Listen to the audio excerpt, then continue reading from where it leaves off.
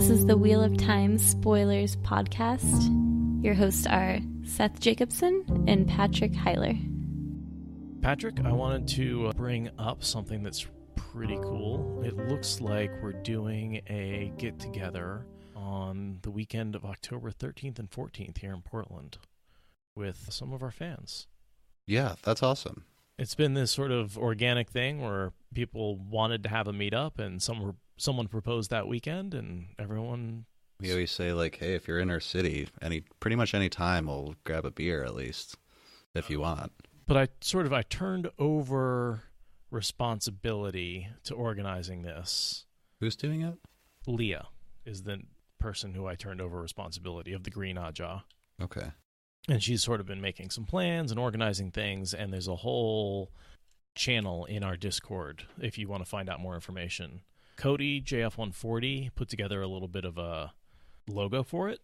So it's definitely been and taken off. There's a good number of people who plan on coming.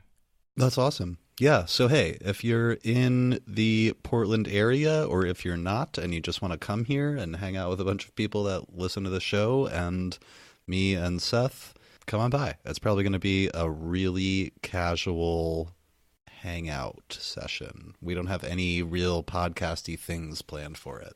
No. Although I suppose we could do something. Definitely. And for last minute plans, definitely check out the Portland Spoilers Meetup channel in the Discord, which you can find on our website at whatspoilers.com. Yeah, the Discord channel ended up being really handy during JordanCon, and it's like when we're at places doing things, it's a good way to get in touch with us. Totally. So we can have it on our phone or on our laptop, so no matter what we're doing, we will see, or someone will see, and have answers for your questions. If you are on the West Coast and you have that weekend free, I would really enjoy meeting up with people. I think it's going to be a good time, and not just because it's going to be me and Patrick, but there's going to be a whole group of fans. And even if you're not on the West Coast, don't feel weird. You can come too. Well, you have to get yourself to the West Coast. You don't have to live here, but you have to be here physically On that date. on that date. Yes. Travel by gateway. If only. You'll have to settle for skimming. We'll take a showing here, and we'll see then. Chapter 48. Following the craft. And our symbol is the Aventosaura leaf. I thought this was a stand-in for the herbs in the window. Yeah. Not a great chapter header, in my opinion. We've only come across a couple that were like, I don't know if this applies. Yeah. I think there was once where it was the dagger instead of the sword. Or something like that. Yeah. I think it might have been the opposite. A sword instead of a dagger. As the darter wallowed toward the docks of Tyr, on the west bank of the river Aranon, Egwene did not see anything of the oncoming city.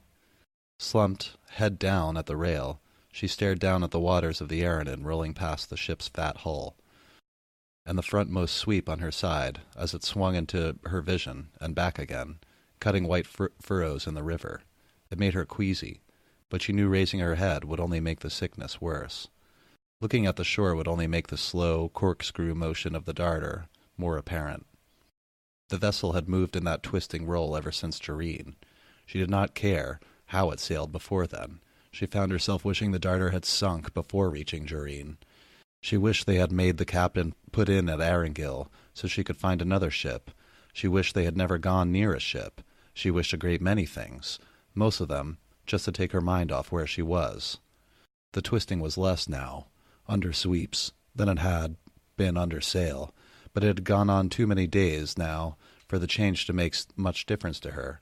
Her stomach seemed to be sloshing about inside like milk in a stone jug. She gulped and tried to forget that image. So we can sort of place them by saying they're further south of Arengil, which is where Matt is heading to. So they've already passed that spot. They're pulling into Tyr Yeah. right now. Yeah, totally. They're as south as South gets as far as Randland goes anyway. We don't hear much about Egwene's seasickness. Not a ton. She's complaining about it here, but Nynaeve is the one who's notoriously bad. I think that maybe just the particular motion of this ship is causing her to be seasick. That she's okay on like regular ships, but this one in particular is worse than most. She describes it as a corkscrew motion, and I know what she means. If you're, well, depending on how the waves go. But you can kind of feel like you're going in a corkscrew motion. But Egwene thinks in a moment that, like, it seems like most of the reason she puked was because Nynaeve puked, and then once somebody pukes, Egwene... That definitely contributes, yeah. She's like, she can't handle it anymore after that. Yeah, I mean, I guess a corkscrew motion, if you're going in a circle, which is basically what happens if you're on a wave, and moving forward... With the waves, like, not going the same way direction as the shift. you. Yeah, that's definitely like this corkscrew motion. Nynaeve could seldom go 10 minutes without vomiting. And seeing that always made Egwene lose whatever food she had managed to get down. God, 10 minutes. That's not very long. The increasing warmth as they went further downriver did not help. I'm just imagining this, like, hot box of a room that they've all been sleeping together in. Muggy. One room, hot, and Egwene... Smells like Nynaeve vomit. is puking in it. It's just like, of course. You know that sour It's amazing smell that of Elaine vomit? didn't. Yeah. Yeah. Ugh. It's amazing that Elaine's down there, able to, like, take care of Nynaeve. Yeah. We get like a short intro here where we find out that Egwene is Jocelyn, Nynaeve is Miriam, I think it was, and Elaine is some such other fake It really name. doesn't matter. No, it doesn't. We'll come up a little bit through this next, like, the sequence to the end of this book while they're in Tyr. They use the same... That's a good point, yeah. For a little while they're using their fake names. Yeah. But... yeah, I think since we're always seeing it from their perspective, we always know who's talking. Yeah. I did kind of want to note that she had found that the more she used the ter'angreal, the twisted stone ring, the more she wanted to touch it, without pouch or cloth between it and her. I highlighted that as well. I don't know that it means anything. I think she just likes it. I think it's just a comfort thing. Yeah. I was thinking that maybe since she's a dreamer, it has something to do with, being on the edge of being able to touch the dream world. A kind of affinity. Yeah.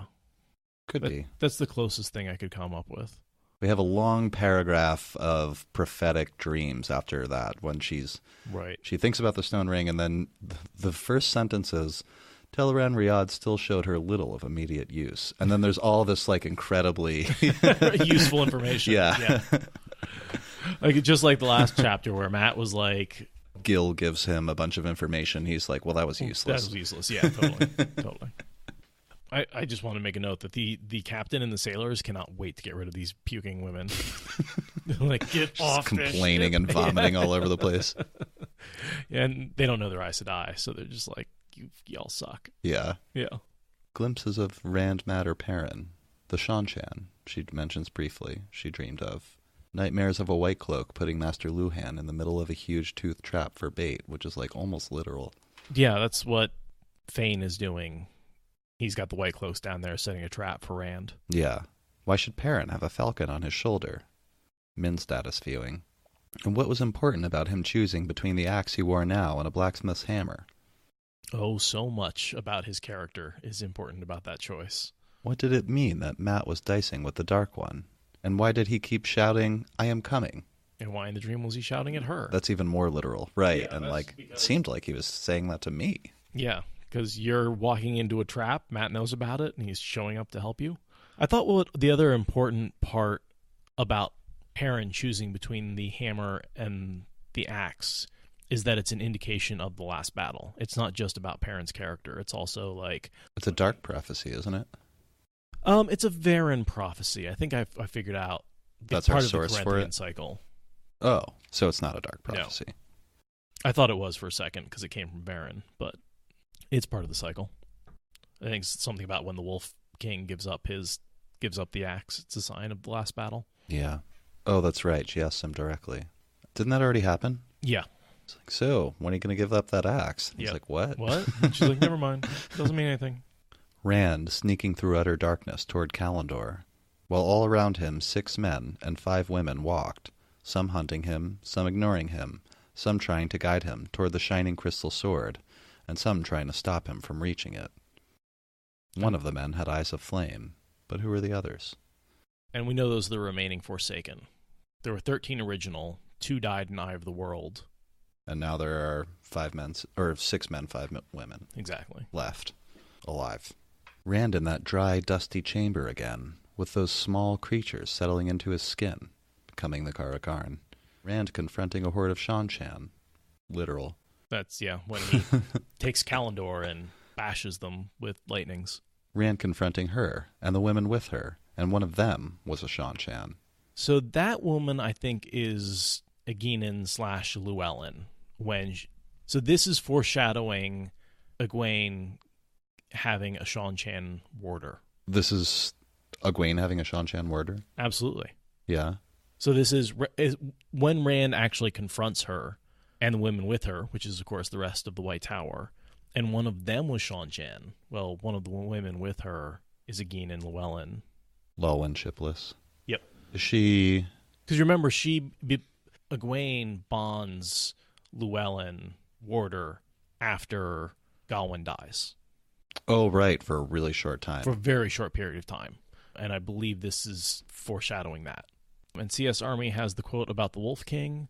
When the Wolf King carries the hammer, thus are the final days known, when the fox marries the raven and the trumpets of battle are blown. Nodding. How do you pronounce that again? Carathon? I call it Koreathon. Korea? Korea, like the country, a thon. What happens if you have a prophecies for a dictator? North Korea-a-thon. North Korea-thon cycle. He's sending assassins right now.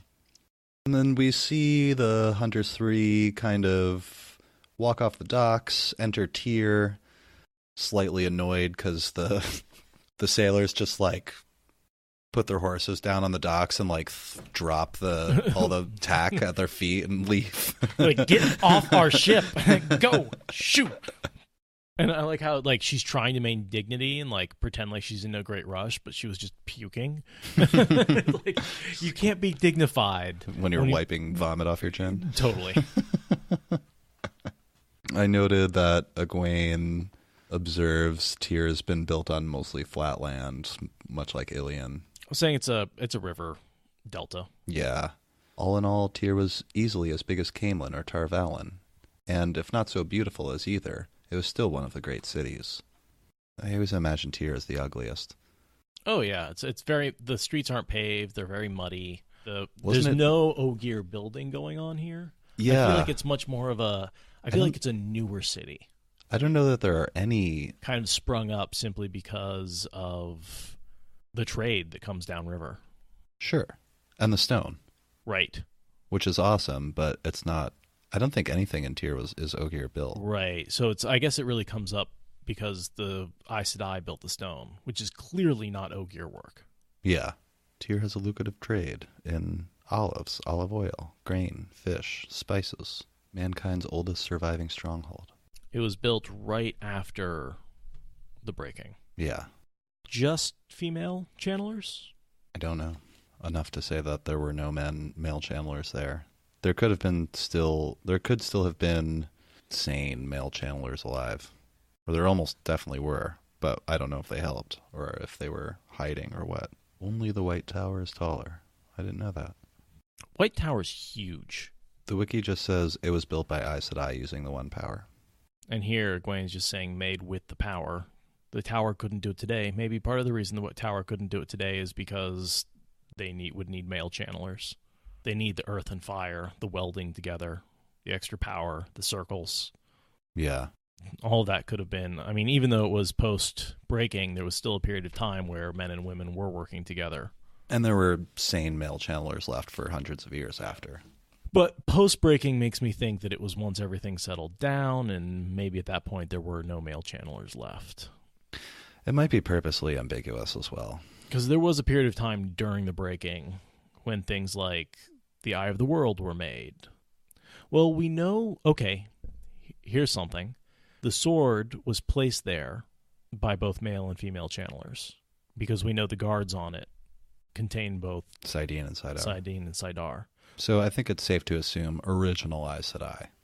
And it makes me think the stone was made by both male and female channelers. CS Army says the official timeline says Matt and the girls arrive on the same day in Tyr. That could be so. I just assumed that he arrived shortly afterward because the chapter right before this, Matt's getting on a boat and the girls are landing. And I thought he arrived in like a storm. So when Matt arrives, there's this big storm going on. Gotcha. So I don't think they can possibly be the same day. Even if the Watt-Wiki says so, it's got to be wrong. Unless he just arrives much later that night.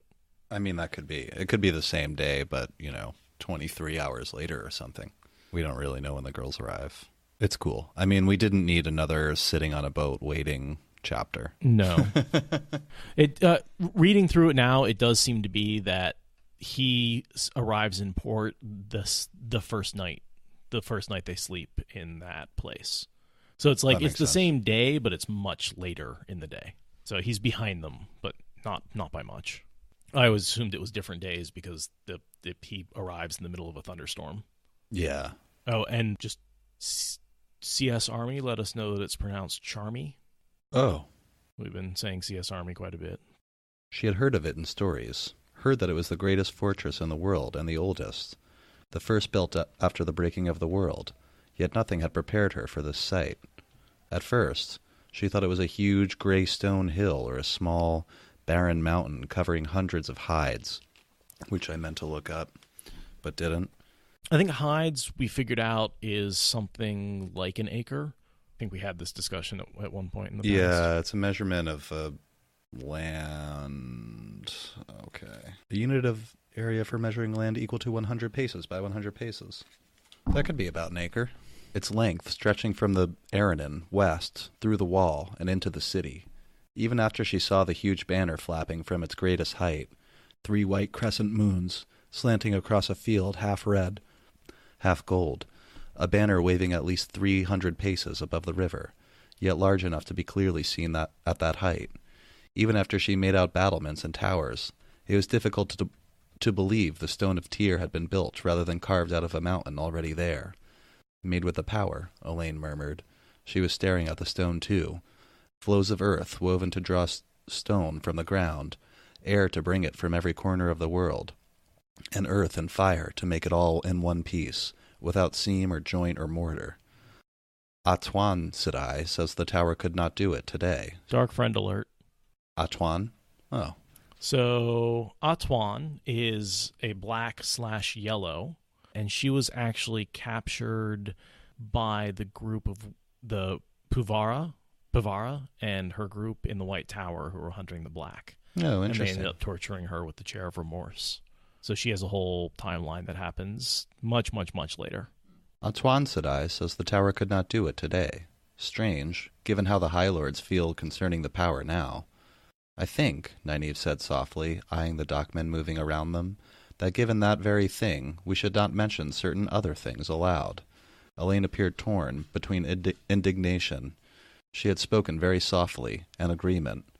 The daughter heir agreed with Nynaeve too often and too readily to suit Egwene. The next thing I have really is just Nynaeve saying, I have no idea how we're going to find Leandrin and the other Black Ajahs. Elaine suggests a thief-taker. I like that the noblewoman is the best at sewing.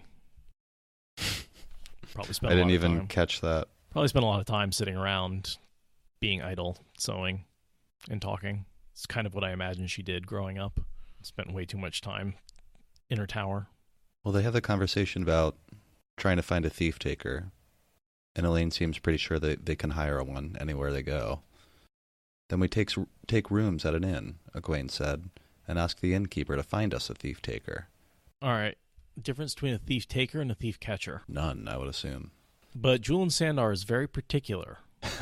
He's very particular. That is he a thief-taker or a thief-catcher? He's a thief-catcher. Does not like being called a thief-taker. What's the difference? I have no idea. That's what I'm asking. Why does he care? What's the difference? I mean, I thought it was a regional thing, but he always insists that he's a thief catcher and not a thief taker. And everyone's like, okay, what's the difference? The Chosen seem to agree that one is a bounty hunter, one is a snitch. So Julian doesn't find a criminal and then go report on their whereabouts. He does the whole thing himself. Seems to be the difference. I'm skeptical. Did I say Julian? Sorry. That's my middle name. Julin, I think it is. I don't think we're going to get anywhere with this. I don't know what the difference is. He works for the nobles. Right. So I think perhaps he's more like a cop who does some work on the side. and that's a thief catcher, whereas a thief taker is more of someone who's a private individual and earns all his income from taking thieves. I'm nodding, but you're telling me that that's what you think. That's what I think. Cool. I just can't say yay or nay. I don't know that there's a difference. Yeah, I don't have evidence for that.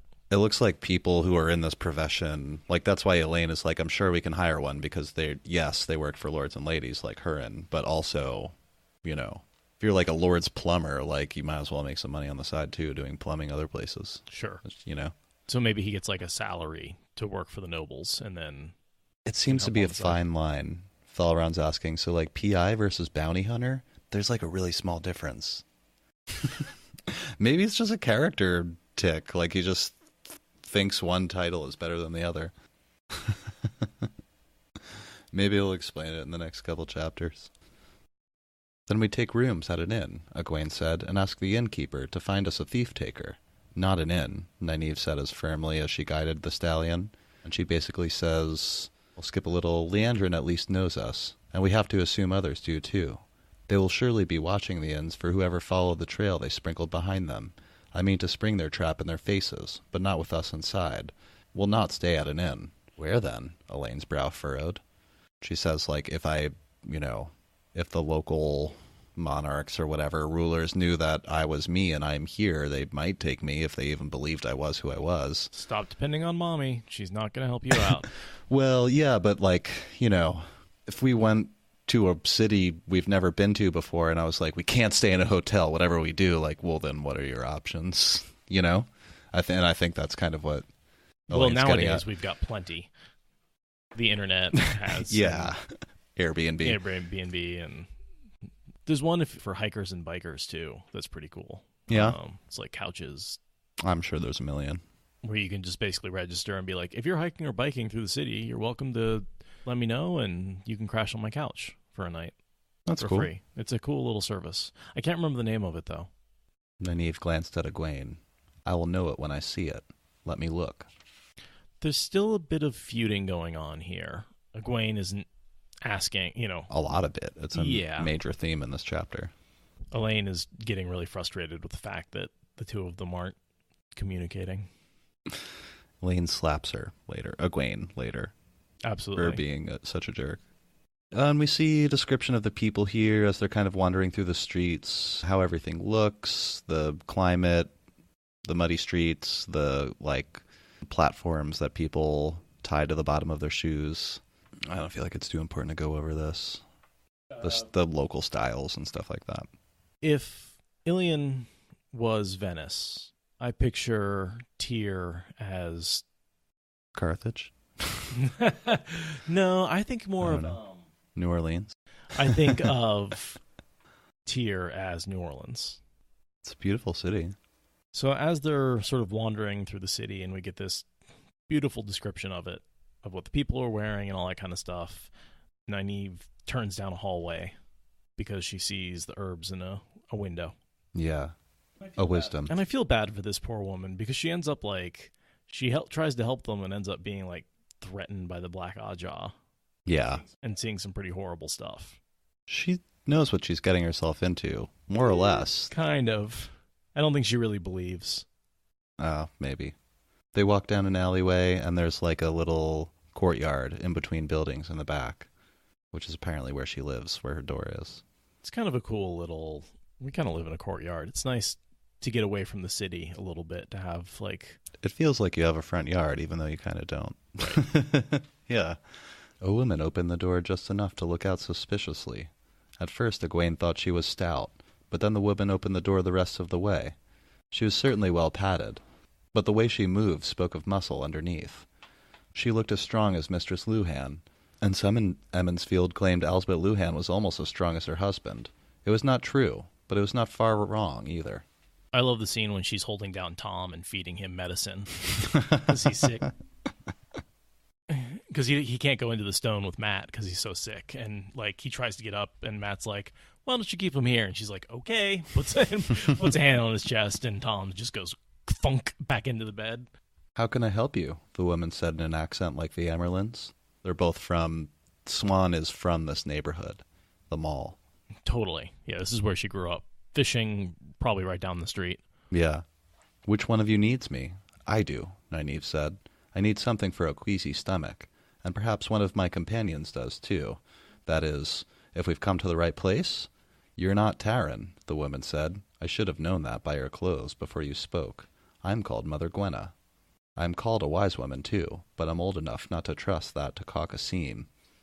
So I think wise woman there isn't a title. It's just like, yeah, some people say I'm wise, but I think it's just flattery. It's not really, yeah. But I'm called Mother Gwenna. Wise enough to know I'm not wise. Which might mean she actually is pretty wise. That's usually the mark, right? Smart enough to know you're stupid. What's that effect where the less you know about a subject, the more certain you are that you know everything you need to know about it? The Dunning-Kruger effect or something like that?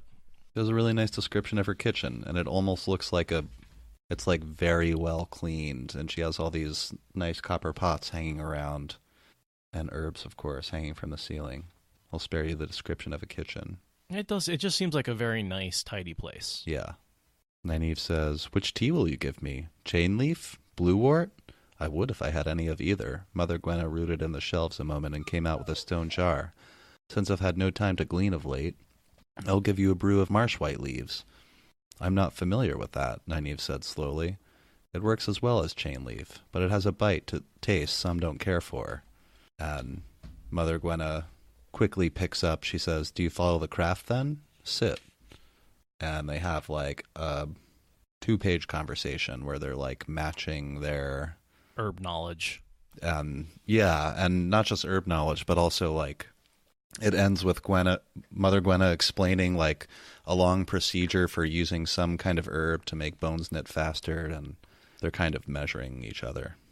The only thing I really took away from that is that the herbal women here do not read the weather, because that would be taken as Aes Sedai work, which we know is associated with women who can channel. Nynaeve makes that mistake where she kind of, at some point she asks Mother Gwenna, like, when can we expect this crummy weather to turn? And Mother Gwenna says, well, I can't read the weather, but if I could, I certainly wouldn't tell anyone that I could. And I think that's a message to Nynaeve being like, keep that to yourself, girl. Yeah. Yeah. I imagine there are wisdoms or wise women or mothers or whatever they're called here that can do what Nynaeve does, but they wouldn't tell anyone. You wouldn't make that public. Not except maybe to a few close friends. Yeah. So, and then Egwene does what we all want to do at this point, which is cut in. Yeah. After 2 pages of that, talking about herbs. Miriam, she broke in, do you really believe you'll ever need to know these things again? You're not a wisdom any longer, or have you forgotten? I have not forgotten anything, Nynaeve said sharply. I remember a time when you were as eager to learn new things as I am. Mother Gwenna, Elaine said blandly, what do you do for 2 women who cannot stop arguing? Hint, hint. Elaine is sick of being stuck between these 2 women. I wasn't sure whether to read this or not, but it's pretty funny. I'll read it. I'll read it because it's fun. It's a fun little anecdote. The gray-haired woman pursed her lips and frowned at the table. Usually, men or women, I tell them to stay away from each other. That is the best thing, and the easiest. Usually? Elaine said. What if there is a reason they cannot stay apart? Say they are sisters. Not just sisters, but... Sisters. Sisters, yeah. Fellow Aes Sedai. I do have a way to make an arguer stop, the big woman said slowly. It is not something I urge anyone to try, but some do come to me. Egwene thought there was a suspicion of a smile at the corners of her mouth. I charge a silver mark each, for women, 2 for men, because men make more of a fuss. There are some who will buy anything, if it costs enough. But what is the cure? Elaine asked. I tell them that they have to bring the other one here with them, the one they argue with. Both expect me to quiet the other's tongue. Despite herself, Egwene was listening. She noticed Nynaeve seemed to be paying sharp attention as well. When they have paid me, Mother Gwenna continued, flexing one hefty arm, I take them out back and stick their heads in my rain barrel till they agree to stop their arguing. Elaine burst out laughing. I think I may have done something very like that myself, Nynaeve said in a voice that was much too light. Egwene hoped that her own expression looked nothing like Nynaeve's. I'd not be surprised if you have. Mother Gwenna was grinning openly now. The number of times Nynaeve has been like, I'll take them by their heads and bash them till they see sense or whatever. Yeah. I don't know. She definitely has taken two women and been like, if I ever saw two women scuffling in the dirt that way, I'd make them see sense. And of course she is one. Oh, absolutely. Do as I say, not as I do. Yeah. I tell them, the next time I hear they've been arguing, I will do it for free, but I'll use the river. It is remarkably how often the cure works, for men especially, and it is remarkable what it has done for my reputation. For some reason, none of the people I cure this way ever tells anyone else the details, so someone asks for the cure every few months. Shame. If you've been fool enough to eat mudfish, you do not go around telling people. I trust none of you have any wish to spend a silver mark. I think not, Egwene said, and glared at Elaine. Elaine's totally like, go for it. A and B. They need their heads dunked. And I thought this was an important line, that most of those who come at present want something to take away bad dreams. Yeah. So a more indication that dreams are influencing the people of this city. Forsaken dreams. And they grow sour when I have nothing to give them, she says. There's nothing she can do about dreams. No. We'll skip ahead a bit. If you have time to stay now, I'll brew a pot of Tremel King Black. Not long till supper, either. It's just bread and soup and cheese, but you are welcome. That would be very nice, Elwyn, Nynaeve said. Actually, Elwyn, if you have a spare bedroom, I'd like to hire it for the three of us. The big woman looked at each of them without saying anything. Getting to her feet, she tucked the pot of marsh white tea away in the herb cupboard, then fetched a red teapot and a pouch from another. Only when she had brewed a pot of Tremel King Black, put 4 clean cups and a bowl of honeycomb on the table along with pewter spoons, and reclaimed her chair, did she speak. I have 3 empty bedrooms upstairs, now my daughters are all married. My husband, the light shine on him, was lost in a storm in the fingers of the dragon near 20 years ago. There need be no talk of hiring. If I do decide to let you have the rooms, if, Miriam, stirring honey into her tea, she studied them again. What will make you decide? Nynaeve asked quietly. Elwyn continued to stir, as if she had forgotten to drink. 3 young women, riding fine horses. I don't know much about horses, but those look as fine as what lords and ladies ride to me. You, Miriam, know enough of the craft that you ought to have hung herbs in your own window already, or should be choosing where to do it. I've never heard of a woman practicing the craft too far from where she was born, but by your tongue, you are a long way. She glanced at Elaine. Not many places with hair that color. Andor, I'd say, by your speech. Fool men are always talking about finding a yellow-haired Andor girl. What I want to know is this. What I want to know is why. Running away from something? Or running after something? Only, you don't look like thieves to me, and I never heard of 3 women chasing after a man together. So, tell me why, and if I like it, the rooms are yours. If you want to pay something, you buy a bit of meat now and then. Meat is dear since the trade up to Kyrian fell away. But first, the why, Miriam. I don't think she suspects that they're channelers at this point. She sees a mystery, but she doesn't understand it. Yeah. She's asking straight out, like, what's going on here? She's very perceptive. She knows they're Andoran. She knows that Nynaeve is a skilled healer, and she should be running a business, not traveling around, because that's not done. And Nynaeve tells her as close to the story as she can get without out and out telling the truth. They stole things. They did murder.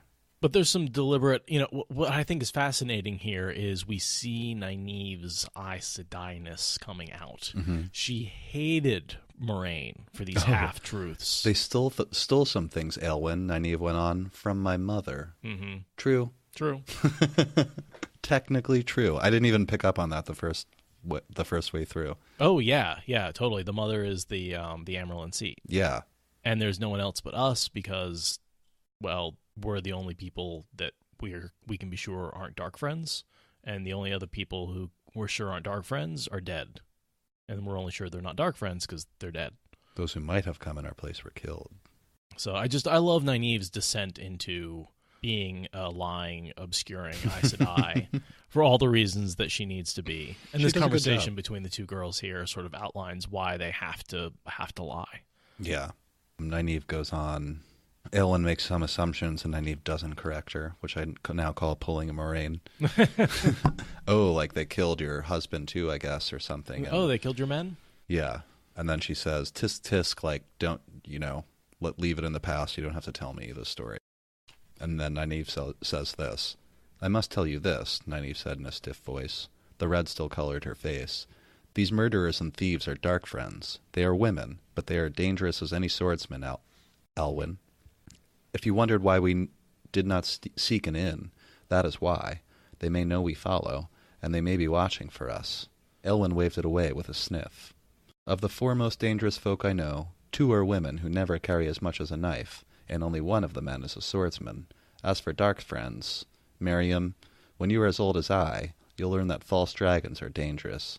Lionfish are dangerous. Sharks are dangerous. And sudden storms out of the south. But dark friends are fools. Filthy fools, but fools. That is until the Dark One gets out. Right. Which he's doing right now. So they're a little more dangerous than you might think. Question. 4 most dangerous folks she knows. Any idea who those are? I mean, we know one of them is Julian Sandar. Yeah, we know one's Julian. He's the male who's not a swordsman. But I don't know that we know who the others are. Yeah. Just curious if anyone had any ideas. I don't. And 2 are women who carry no weapon. Yeah. Yeah, could be anybody in her life. I don't think we get enough of Mother Gwana to Guana. Mother Iguana? Gwenna? Gwenna, thank you. Mother Gwenna. We don't see too much of the rest of her life. Was her husband a swordsman? Because he would have been... But he was a sailor, not really a swordsman. And she says no, not new. So I'm willing to bet it's somebody else. Yeah. Mother Gwenna asks, if you have proof, you can go to the cops, essentially, she says. Like, you can get people to handle this for you. And Nynaeve just says, we won't have proof until we find them, and we get those things. They will have the things they stole, and we can describe them. They are old things, and of little value to anyone but us. Not to mention, it turns out they're living with the cops. When Julian Sandar finds them in the palace, he's like, why didn't you tell me they were guests of the... Oh. Yeah. It's like, well, you can't really go to the cops when the people you're looking for might be the cops. Might be staying with the cops. Yeah. And it's like, oh, the cops are corrupt, turns out. Yeah. Power corrupts. Mother Gwenna says another perceptive thing. And she says, in response to what Nynaeve just said, you'd be surprised at what old things can be worth. And she describes a story where a fisherman finds some heartstone. I like these stories. Yeah. World building. I've decided you do need a man in this, and I know just the one. Who? Nynaeve said quickly. And this is where we get Julian Sandar, who's... I don't know. I enjoy Julian. He wears a little fez and hangs out with I really Tom like a his lot. character. Yeah. He sort of fades into the background after a while. Yeah. And the poor guy, he gets compelled to betray them and then spends the rest of his time trying to make up for something that was never his fault. Yeah. I will bring you the dangerous man I know, who isn't a swordsman, and the more dangerous of the 2. At that, Julian Sandar is a thief-catcher, the best of them. I do not know how it is in Andor, but here a thief-catcher will work for you or me as soon as for a lord or a merchant, and charge less at that. Julian can find these women for you, if they can be found, and bring your things back, without you having to go near these dark friends.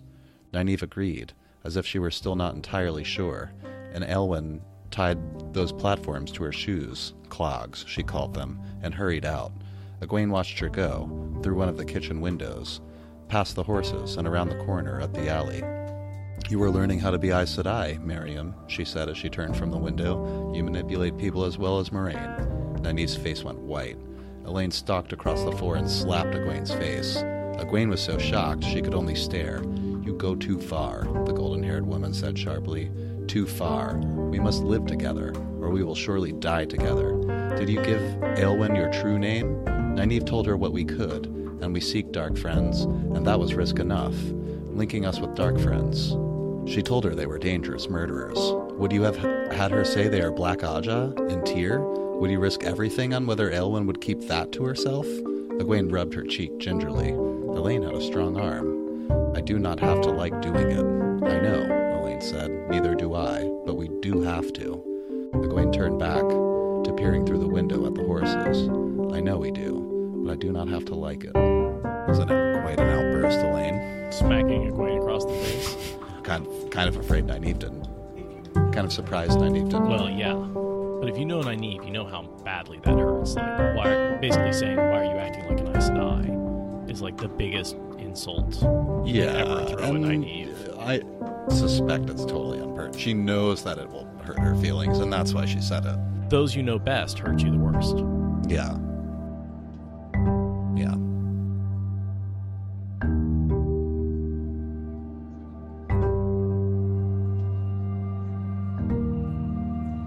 Thank you for listening to the Wheel of Time Spoilers podcast. Rate us in the Apple Podcast app or support us on Patreon.